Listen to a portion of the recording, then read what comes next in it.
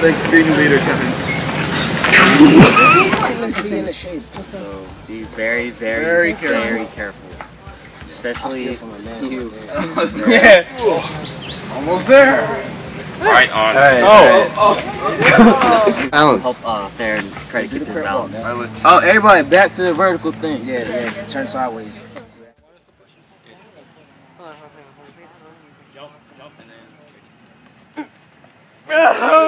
Jump! Oh, you made it in. Your foot was in.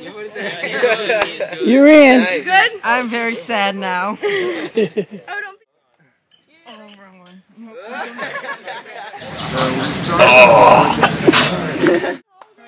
You guys all have to get in the hoop, so you might want to try getting 2 people in a hoop. You said you made it in. I'm very dirty. Go. You got him in. I say grab it, don't push it. In the front. They're still in. They get in this. Oh, sure. Alright, 1, 2, 3. So they all have to like be in. Oh, you want to put your knee in the hole if you can. Or you want to jump too. Okay, I made it. Let's try. Okay. She made it in this one. She made it.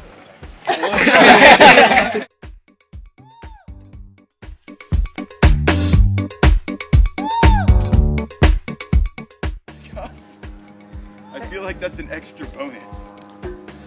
It's not really a bonus. Hey everyone, Kevin's the leader. No questions asked. Get a bonus. No.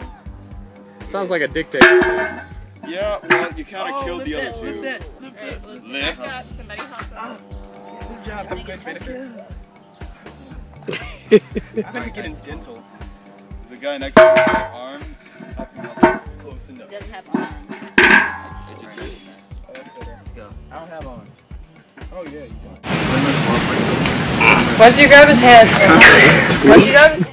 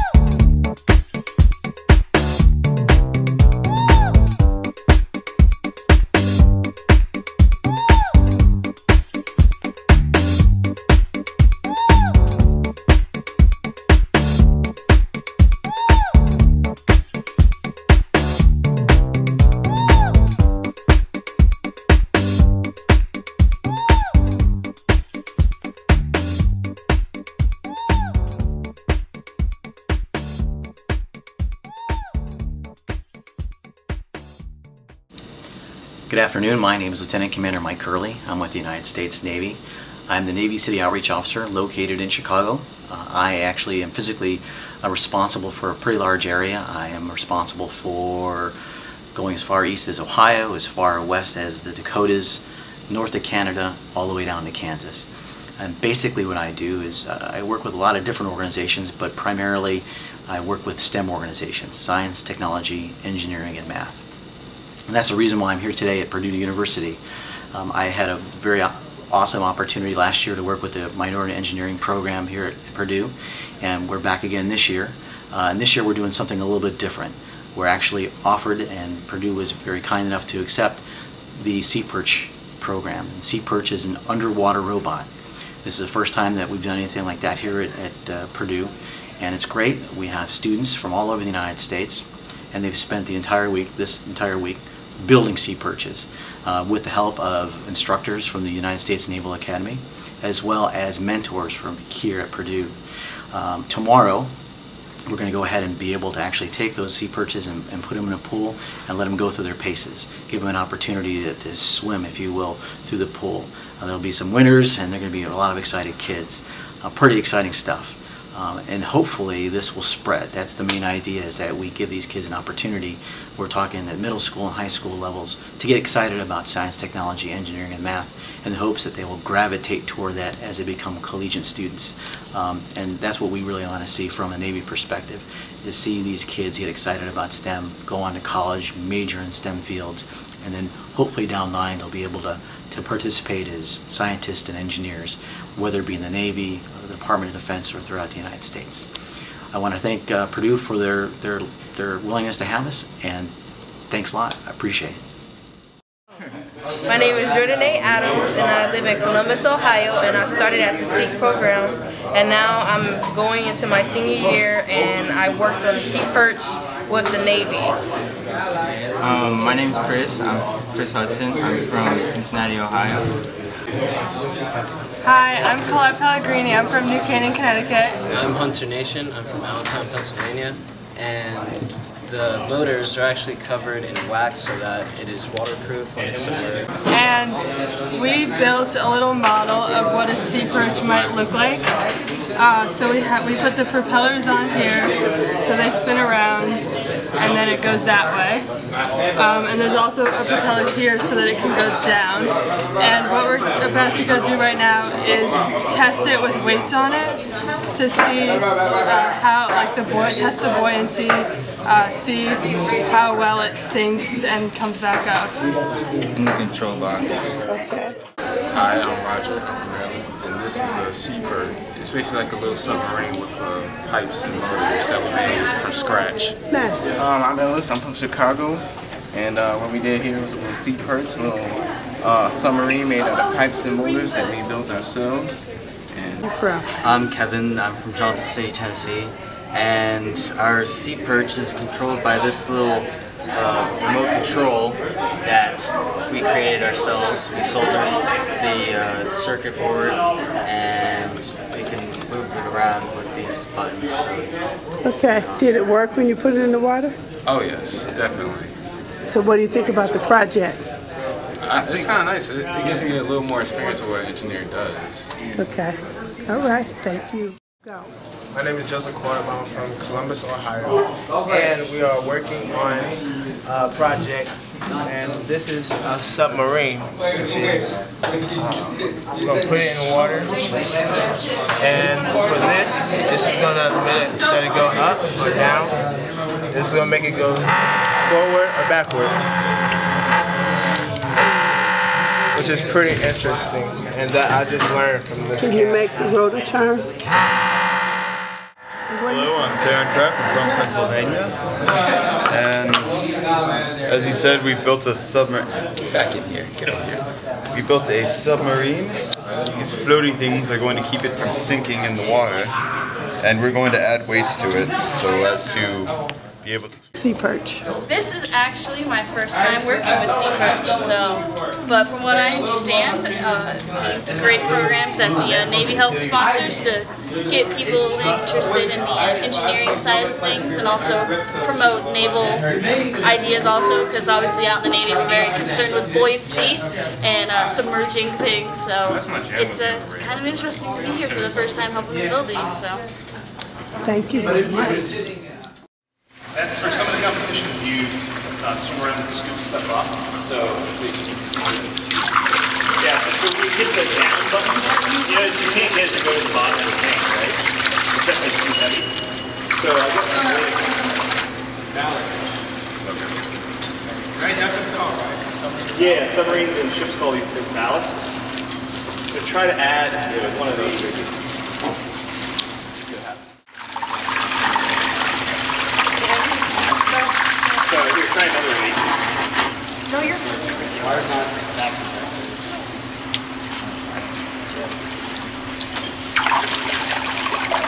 So now it'll go to the bottom. Now let go of all the buttons for a second. And it floats to the surface pretty quick, but in the competition.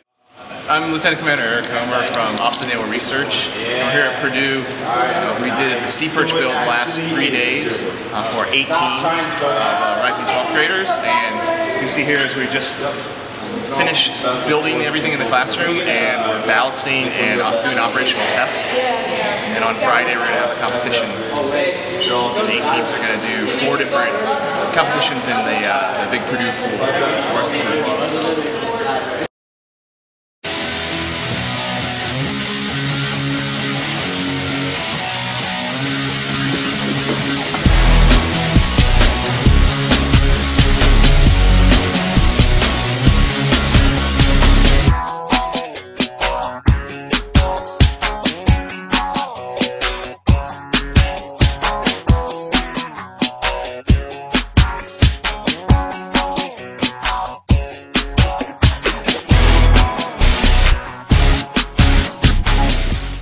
Consensus of like everybody that did the project, and the biggest thing that most people said was they had no idea that the project can teach them so much about teamwork and actually being efficient, and also they didn't realize that engineering could apply to underwater.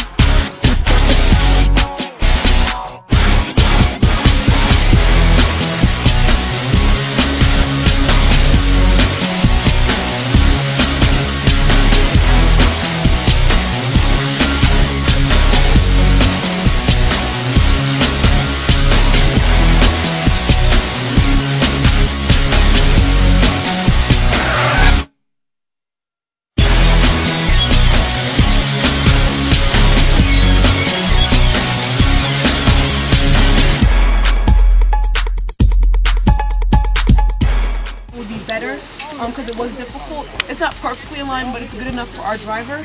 And as far as our steering is affected by these tie rods up here. This gold and silver rod, basically, which are attached here to our steering wheel. The length affects how much our wheels turn back and forth. And issues we experienced with that was we did not get the same part. Over in the chemical engineering building, they have tons and tons of carts and loose pieces and roll cages, obviously. And so I probably made about 3 or 4 trips to and from chemical engineering to Armstrong to try and find the right roll cage.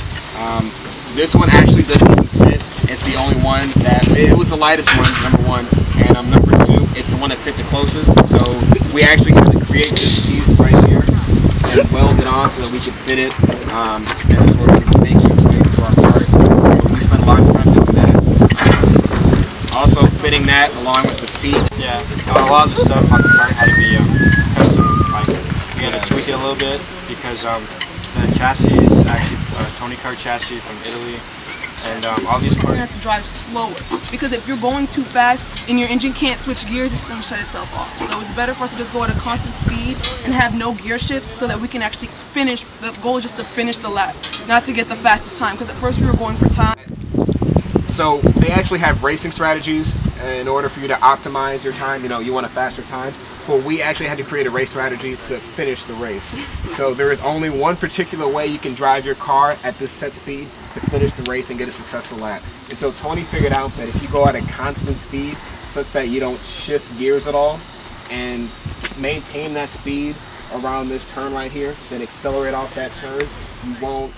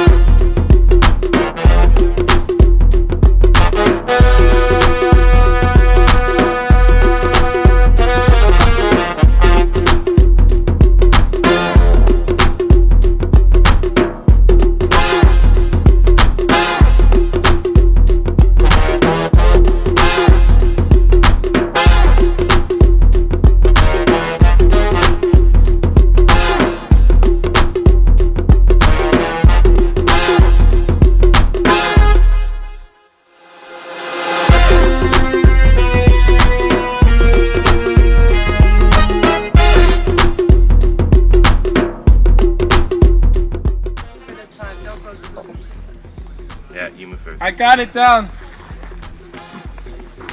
Now hold on to the tree. Hold on to the tree. Oh. How smart am I? Alright, okay. Now. Okay.